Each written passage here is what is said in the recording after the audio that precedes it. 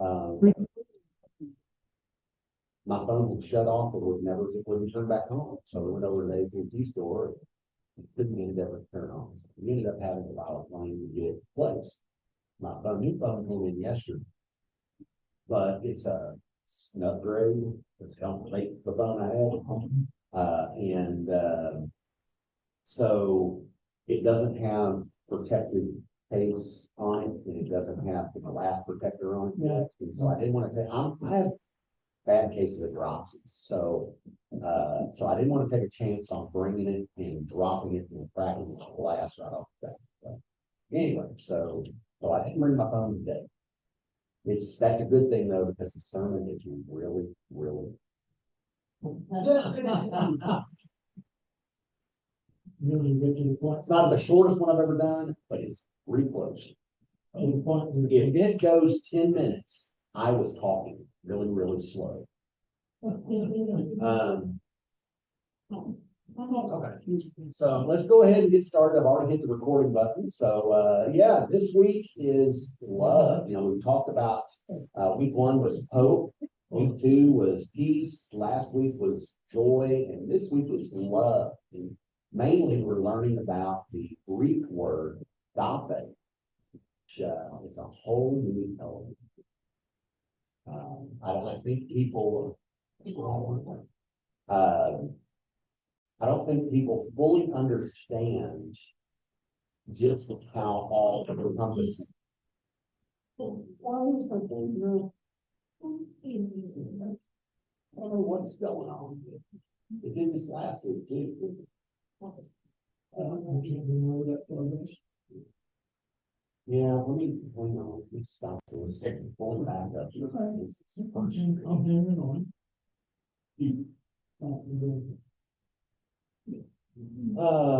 I just don't know why. See, that's what we do. I don't know what to do.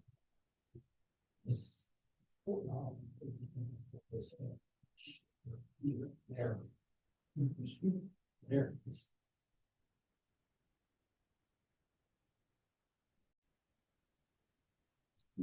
Science.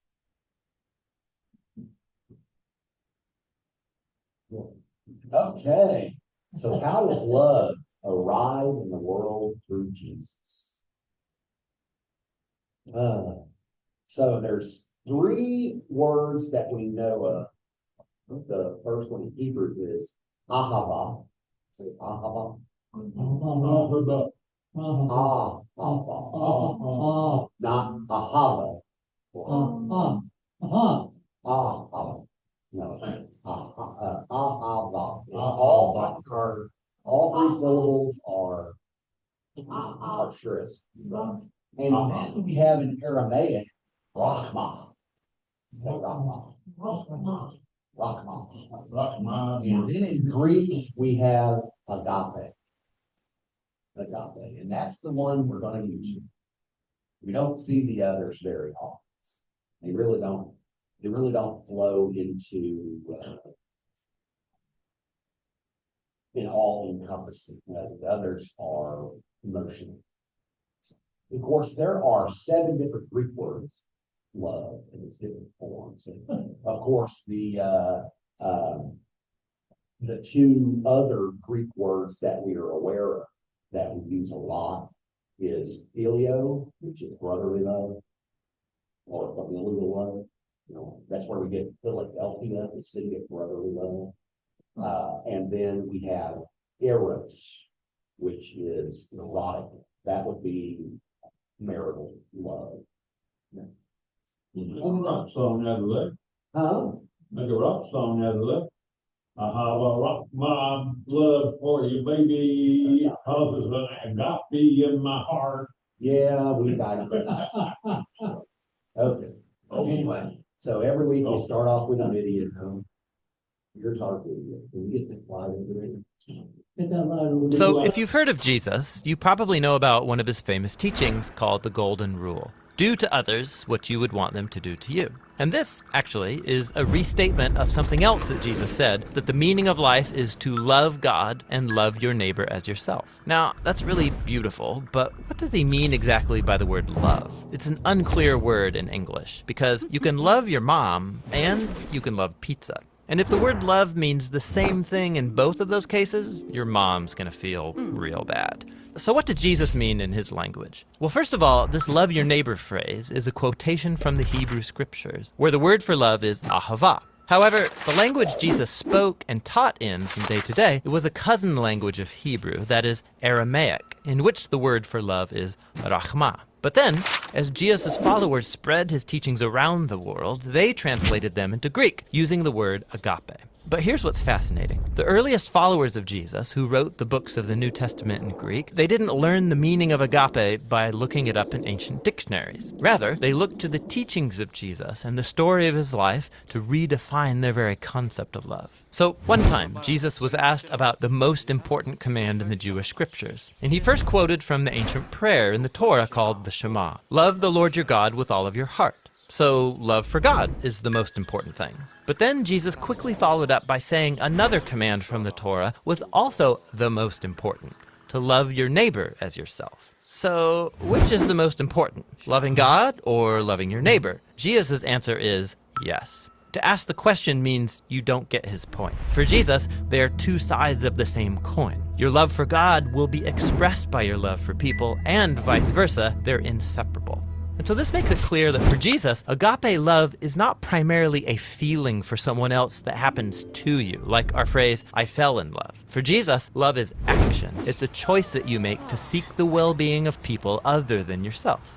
Jesus also went on to teach that genuine love for God and others means seeking people's well-being without expecting anything in return, especially from people who are in difficult situations, who can't repay you even if they wanted to. According to Jesus, this kind of generous love reflects the very heartbeat of God. And he took this even further. Jesus said that the ultimate standard of authentic love is how well you treat the person that you can't stand. Or in his words, you shall love your enemy and do good to them, expecting nothing in return. For Jesus, this kind of enemy-embracing love imitates the very character of God himself. Now, we wouldn't be talking about Jesus still today if he had only said things like love your enemy. This is how he actually lived. Jesus was constantly helping and serving the people around him in very practical and tangible ways. And he consistently moved towards poor and hurting people who couldn't benefit him in return. He showed love for the forgotten ones, the people who usually fall through the cracks. And when Jesus eventually marched into Jerusalem, he made himself an enemy of the leaders of his people by accusing them of hypocrisy and corruption. But then instead of attacking his enemies to overthrow them, he allowed them to kill him. Jesus died for the selfishness and corruption of his enemies because he loved them. After Easter morning, Jesus and then his followers claimed that it was the power of God's love for the world that was revealed in Jesus' life, death, and resurrection. As the Apostle Paul put it, God demonstrated his own agape for us in this: while we were still sinners, the Messiah died for us. Or in the words of the Apostle John, God's own agape was revealed when he sent his one and only Son into the world so that through him we could have life. And for John, then, this leads naturally to the conclusion, beloved ones, if that's how God has loved us, then we ought to show love for one another.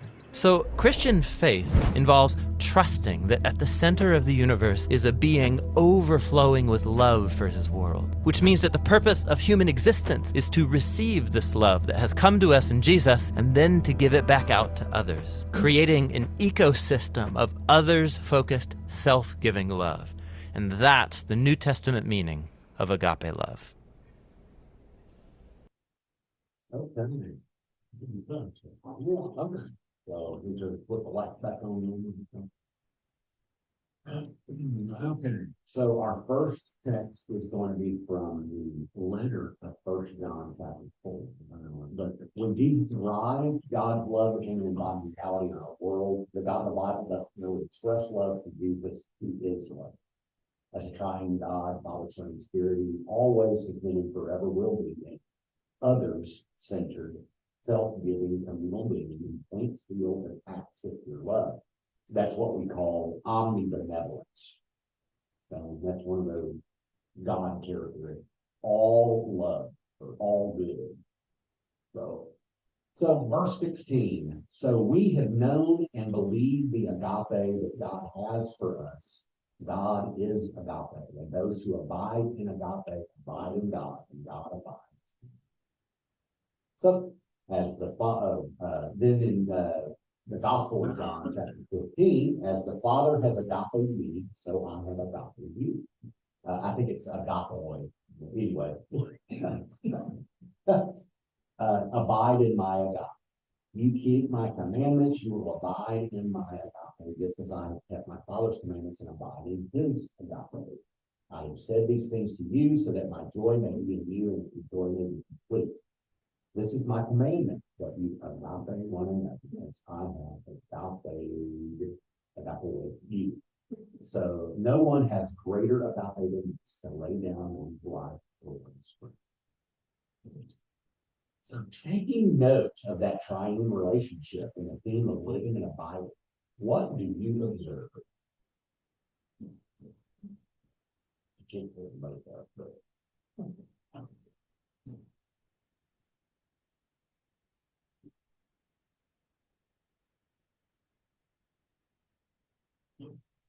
The neat love story ever.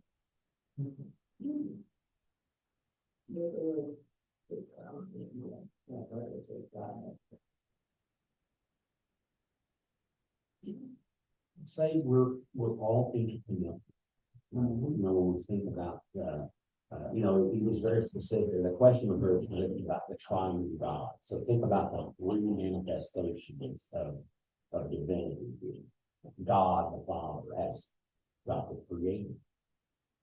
We as humanity were breathed in the breath of God. And so we have within us this element of God through creation. And therefore, if God is a part of us, we should express the same characteristics of God in all of it. Of course, God sent his son. We have a lot of that through scripture. So the relationship there, and of course, Jesus interacting with humans and with his Father. So we've got of course, the Spirit being given at Pentecost and dwelling within us as our advocate, as our comforter. We're all interconnected. There shouldn't be a separation, because if one link is broken, it affects the other three or five. We're trying to do math here. Kind of like the Lion King, the circle of life, except in this case, it's the circle of love. I won't say like the lion. Well, why? Because that is a kill or be killed. I like the lion. Circle of love would be love or love and be loved. Okay. So in Mark 12, 29-31, take note of how Jesus quotes Hebrew Bible. This is where Jesus is quoting those two greatest commandments. Jesus answered, the first is, hear, O Israel, the Lord our God, the Lord is one. You shall agape the Lord your God with all your heart, and with all your soul, with all your mind, and with all your strength. The second is this, you shall agape your neighbor as yourself. There is no commandment greater than this. So how does loving God relate to loving other people?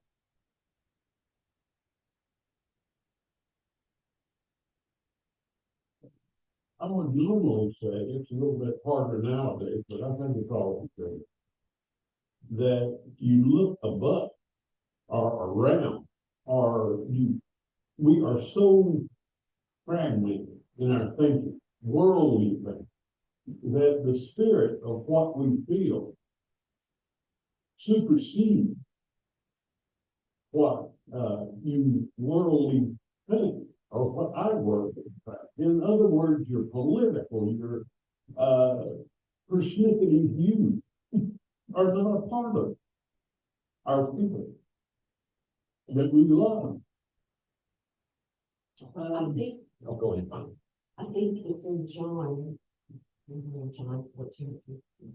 It talks about how he says over and over again, Jesus says, if you love me, which I'm assuming that's right.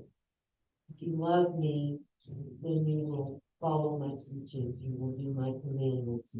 So, that's the main one, love your neighbor as yourself. So by loving other people, you are showing your love to God. Because he says that's how you should do it. Yeah. Yeah, in your example, yeah, Jesus breaks it down to its basic element. This is agape love. Because I love the way the video explained this. Agape is, it's active. It's not just a feeling. There's something, there's substance to it. And so, right, exactly. And so, yeah, in your example, Jesus breaks it down to its basic element. The active part of love. Do what I say. Do, go.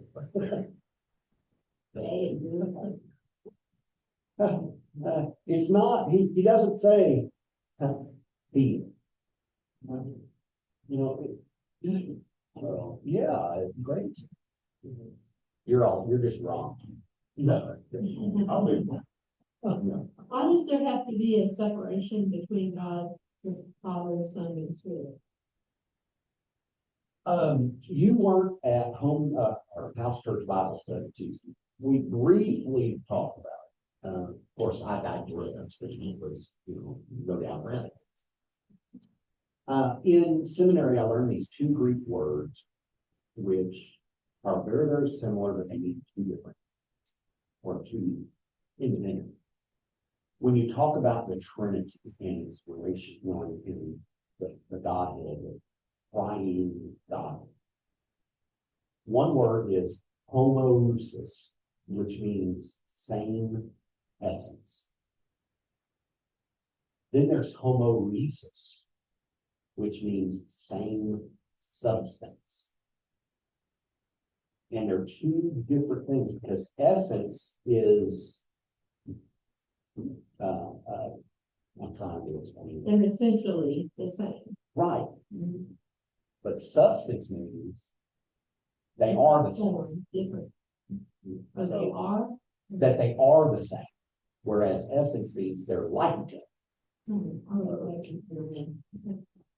So,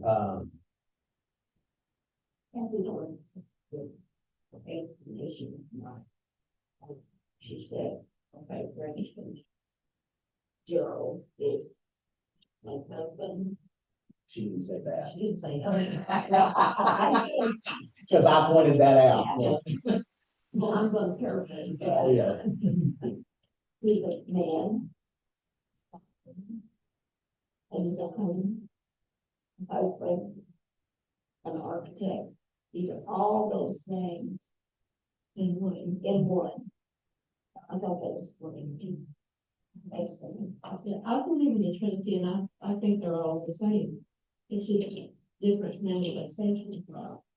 There are 4 different ideas about God. First,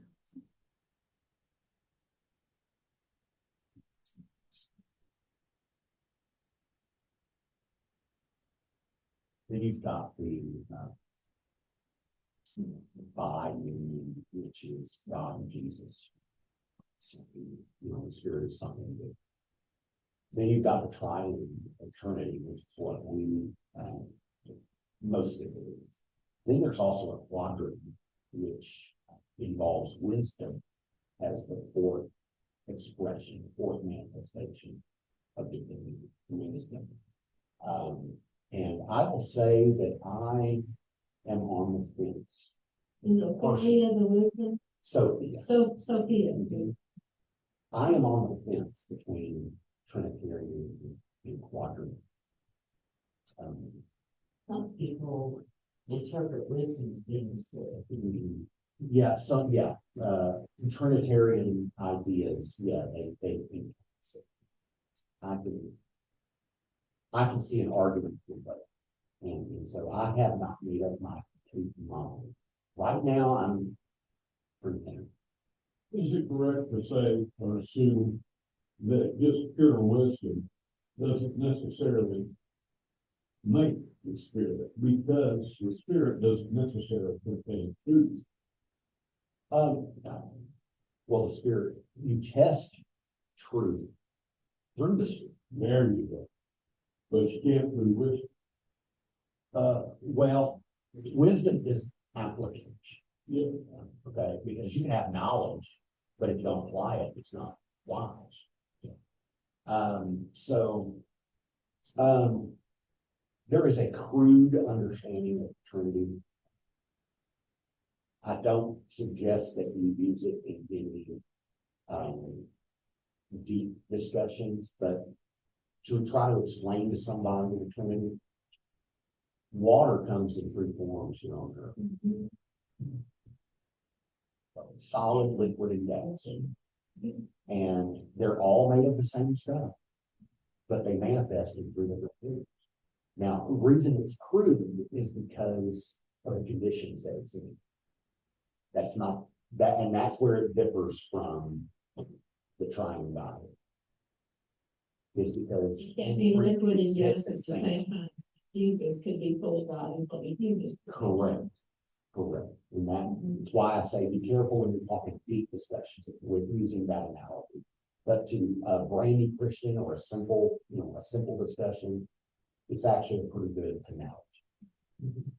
So, Well, Solomon was wise, but he still made wise. correct. So where was Sophia when he needed her?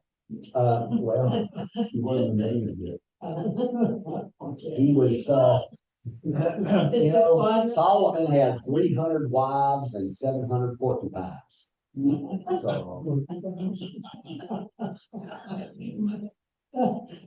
So, yeah, I have enough trouble with just one. Yeah. Got a question or concern about that? Oh, go ahead. Only the concept of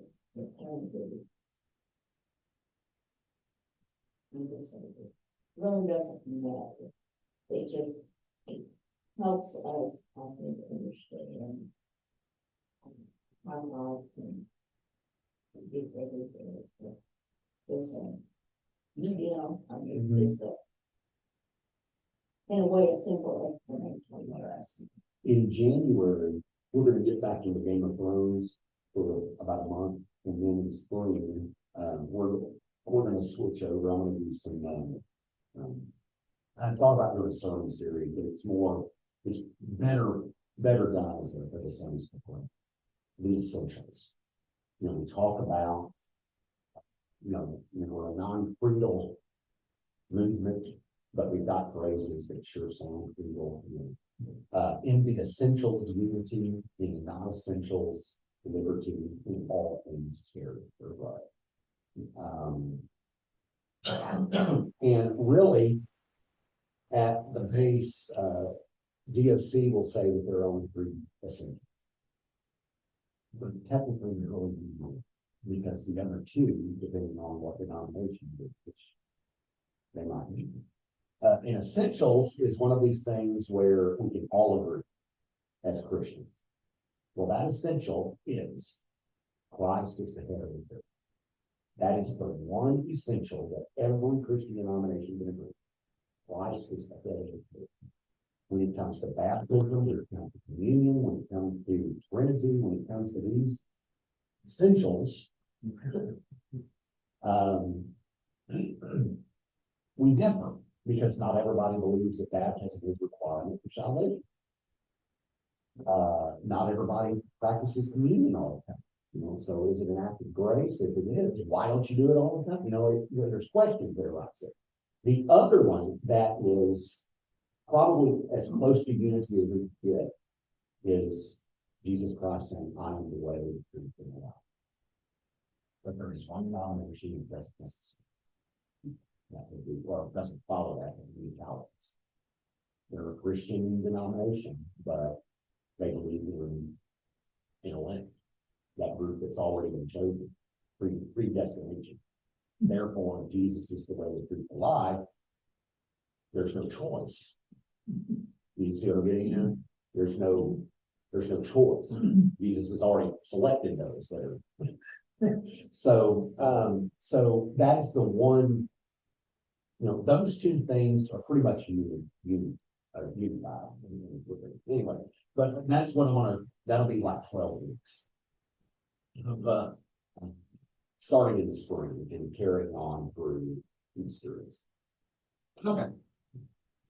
Sounds good. Yeah, I hope to have, I'm still working on it, I cut the outline, but I'm still trying to figure out exactly what I want to say, what doesn't need to be said, that's me, I want to say. So the Hebrew Bible records the history of the ancient Israelites as they struggled to follow the commandments of love God and others. If Israel had difficulty with this, how can we hope to do any better? Jesus helps us when he adds a new commandment to empower the greatest commandment. So in the Gospel of John, chapter 13, verse 34, he says, I give you a new commandment, that you agape one another, just as I have loved you, or agape you, you also should agape one another. So, if we compare John 13 with Mark 12, what is the difference between these two commandments? How does Jesus enable us to follow the greatest commandment? So, in this one, I have you love one another, just like you. But this is the Mark. So, I'll leave this one up there, if you can remember that. Let me go back to the question. What's the difference between these two commandments?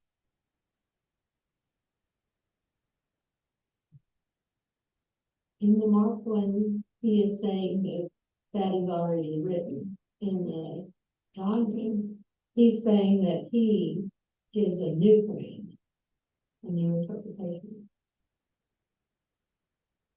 I kind of like the way the video described it, and I don't know if you noticed the two pictures of love God, love neighbor, where you join together to form an infinity symbol. Yes, yes, and yes.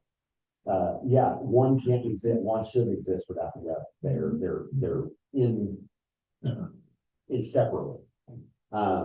So I will say that the Mark text seems to indicate that it is already ingrained with us. It was shared from other exchange. It just goes back to the Exodus. Right. Mhm. Jesus' new commandment is follow my example. If you need to know how to do this, do what I do. And so that would be That's my favorite. For some reason. That's their same thing. So how does Jesus enable us to follow the grace? Do I need to go back to it? By giving this example, and showing us how to do it. Well, okay, what exact, can you give examples of how Jesus to show it? Well, you love everyone, no matter who they were, but especially the marginalized. And care for them. You show that they had work, that's one thing to be doing. He even reviewed his own disciples when they just got it wrong. When he's talking to the woman at the well, they said, "Why are you calling her that?" I don't really want. But also, I would say as a 12-year-old child there at the temple, we're looking for you for 3 days. Where have you been? About my father's business. Love has its complexity, such as Jesus' relationship with the Sanhedrin. With his disciples, with the woman at the well. It has its intricacy because you can't, what I was saying earlier, what the one who said I was wrong. Not wrong. That you are, you look past what you feel about him and you love him. Right. And she would have you. They would go. Out there in some sense. I don't know. It's complicated. I don't know what it was. Well, he did 4 fishermen, at least 4 fishermen, probably 5 was probably good. Yeah. picking these guys that was their livelihood. That's all they knew. Tax collector. That was Matthew. A zealot, yeah. Now, talking about that, it was a zealot and a tax collector. They would have hated each other in normal service, but he caught it too. The Motley Crew. Yes, Simon. And then Judas, who is probably rebel. Who's probably part of the rebel talking about Star Wars. He didn't like the Romans anymore than the rest of them. It's so Jesus surrounded himself by people that, number one, he knew would get it. Number two, would teach it or would live it. And number three, would teach it. And they were all different. And we look at that group of disciples and we can see where everyone in the whole world probably would fit the mold of one. You had one with the night. You had one that betrayed. I hate to be part of that, but there are people in the world that are the Judas. So James and John were kind of selfish. correct. Right. A couple of times. Yeah. It takes a Motley Crew to run a corporation, for writing. There was some disputes about the Americans. Depending on which gospel you read, right? We make assumptions because one just talks about the woman. Talks about magnitude, right? I think it says she drove 7. That's really only what it ever says in the she drove 7 years. I mean, he drove 7. I think somebody wrote this assumption that Mary, who was there, they think that was her name. Maybe it says Arguments can certainly be made. And there's some that argue, the reading of the 5 pounds, the sermon on the Mount. Sorry. But there's one text that says feeding the 4 pounds. So there are theologians that say, oh, those are 2 separate things. Okay. So right. He fed 9,000 people, Yeah, you never really deals with each other. Ordinary people who had, in some cases, questionable background. They were, Jews. They were like that. and he set up his base in Capernaum, which was close to the Jordan River, up north. He didn't set it up in Jerusalem, where the temple was. You would think that someone who went about his father's business from around there. Oh no. They were more closed-minded. You're in my line of sight. That's why I keep looking at you. So it's not that I'm directing it directly. It's like I do this here in sermons too. There's 4 points. And yeah, it never fails that Stephen or Kathy and Gerald are the 1 point back there. And they kind of always right. So any other comments there? Mark, you did quiet. I'm trying to absorb all of them. That's probably not. So I got, There's a lot of thoughts to think about. agape is one of those things that, right, no matter how much we think about it and apply it, it's just because it is the God expressed action, we'll probably never fully understand it. I would say the closest I have ever been able to appreciate what agape love is at the Walk to Emmaus. They actually have people called agape servants. which you're in class most of the day, but there's certain, you go to eat, you go back to your room, and every time you go back to your room, there's a gift. There's some kind of gift or more. And then,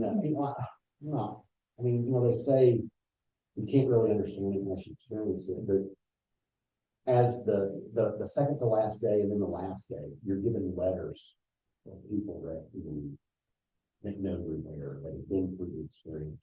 And so not only are you getting these little gifts, but you're getting other people's experiences too. And it's just overflowing. And then there's this, the second to last night, there is this, I can't remember what they call it. The chapel, candlelight, firelight. Dying to the cross. Well, dying to the cross is early on. Yeah, basically, you don't, as a pilgrim, you don't know what you're walking into. You know you're going to the chapel. And as you're walking up the path, which is lined with, lights or whatever, you see the lights on in the chapel. This was my experience. And you're hearing singing, and you're hearing, and as you get there, you realize that chapel is packed with people who have been through the walk before. This chapel might hold 50 people, and there's 200 people praying there. And they're singing, and they're rejoicing. And it's kind of, that's the closest I think, that's the best example I can think of what it will be like when I do. Because there were people that had been praying for me.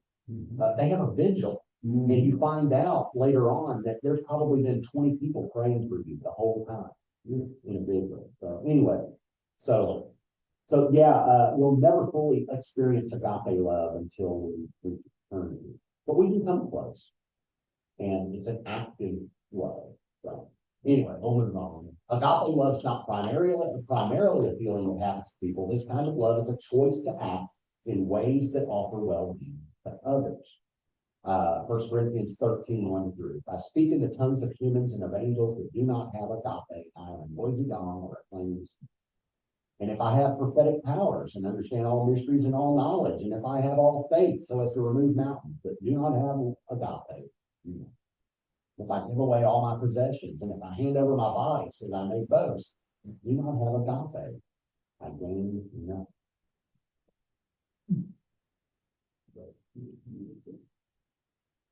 This is one of the arguments I always answer. I'm giving away all my possessions. Because you're usually doing it. Expecting something. Agape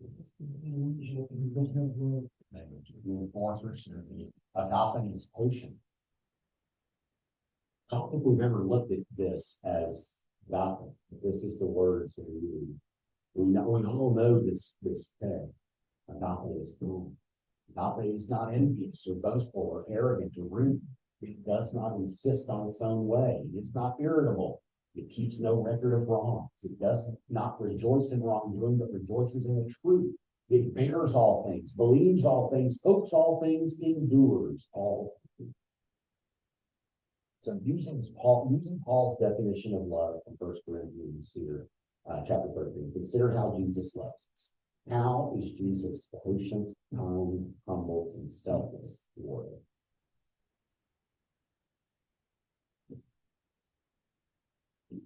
Did you read one from the Quran? We can fall out of fellowship with him in a minute. But he gets past that and talks to us and blesses us. And I would say that patient, if we're going to use the patience would come in this 3-year ministry. He could have come and said, do this, and then die within a day. What kind of meaning? Jesus, how does Jesus love us through anger? in every way possible. Yeah, I know. They'll get upset. Yeah, kindness, just healing. The feeding of the 5,000, you know, he was, he showed that things could be, even when everyone else said it couldn't. I think that showed. Responding with love to the woman that, the man that cleansed her, his feet with her hair and the expensive anointment. And saying when people criticized her, he stood up for them. Well, yeah. There's 10 ways that you can think of to ruin the situation. There's one, own him. Yeah. Okay, I just did, that was one of them. Oh. Just ruined the moment. but there's only one way you can love him. Mm. Through humility. Humble, humility. You deserve it. You didn't say, I'm here to be a king. We walk people's feet. You say, So,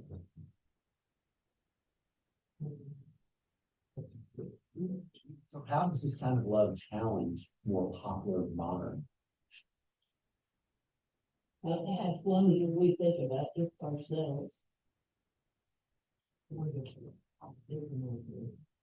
I think this says it right here, you know, you can do all this stuff that you say you love me and sing praises to me and, but if you don't show love to me and other people, that's nothing. You know, if God grants you the power to heal people, I walked out into a sanctuary, healed Sue's leg, healed everybody's ailments and all that.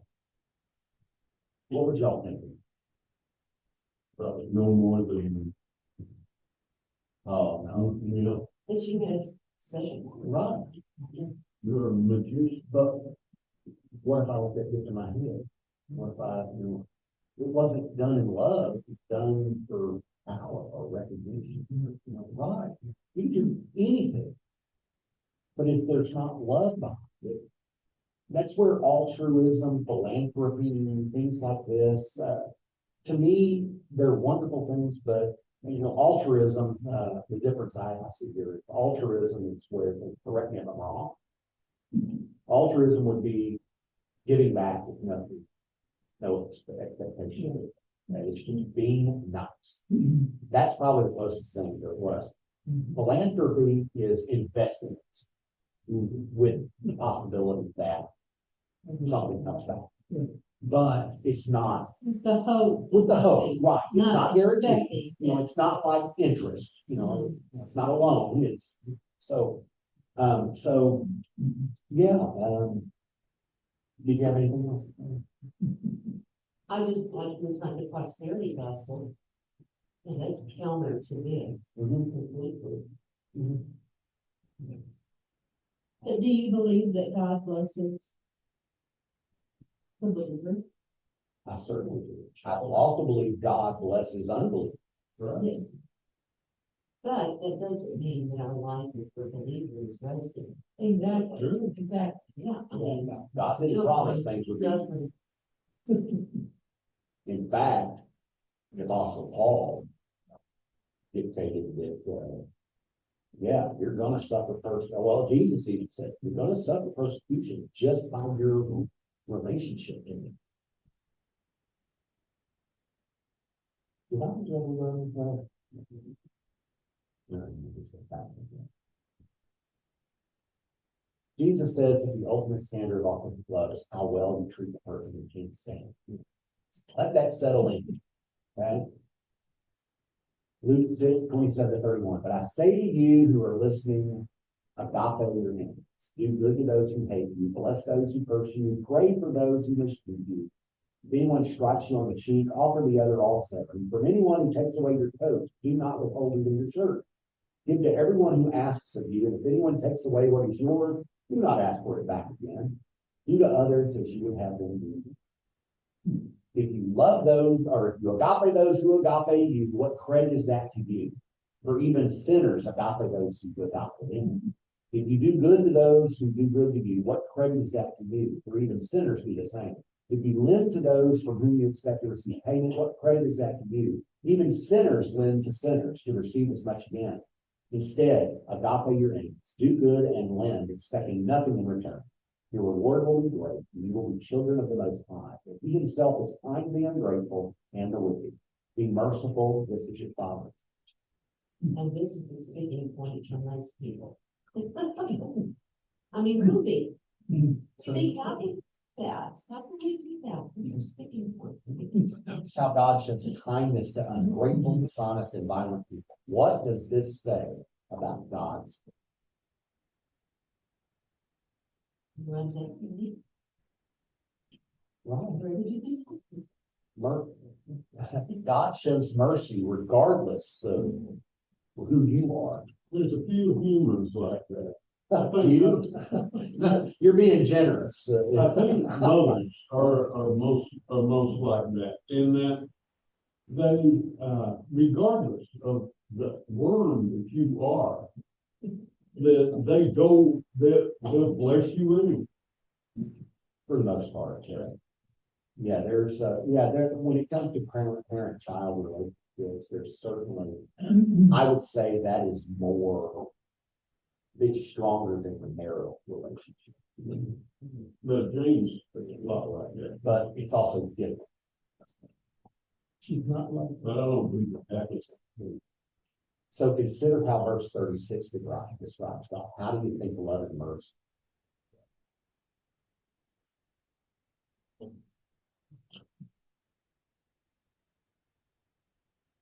Okay, what is the question again? How do you think love and mercy are? Because you love, you have mercy. Remember, this is in context. Because you love, you show mercy. Mercy is love in action.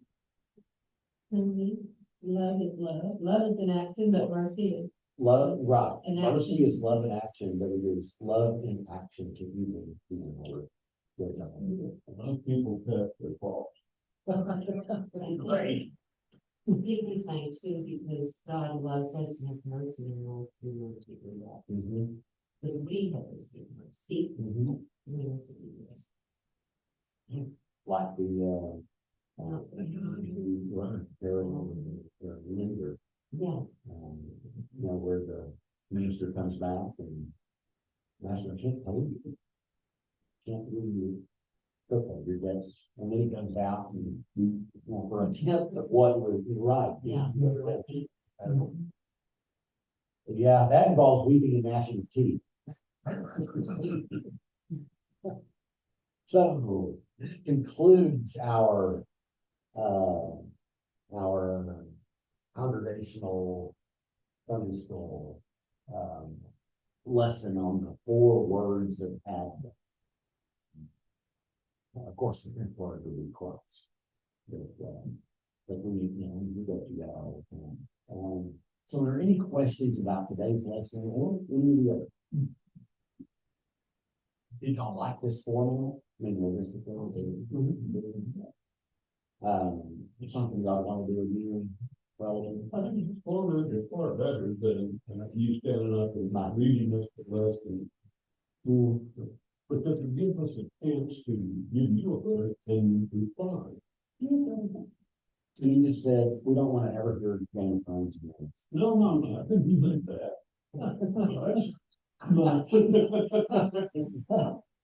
Keep in mind that I do things I'm passionate about, and I'm passionate about. Not the TV show. I've never seen it. Really. And Well, we'll go ahead and end it today. And thank y'all. There is no Sunday school next Sunday. It's quiet Christmas next Sunday. So we'll be meeting in the gathering space at 10:45. If you want to show up a few minutes early, that's fine. Pictures are going to be provided with instrumental. You want to play at 10? Play at 10? Okay. Well, I'm gonna go ahead and end this out, and God bless everybody.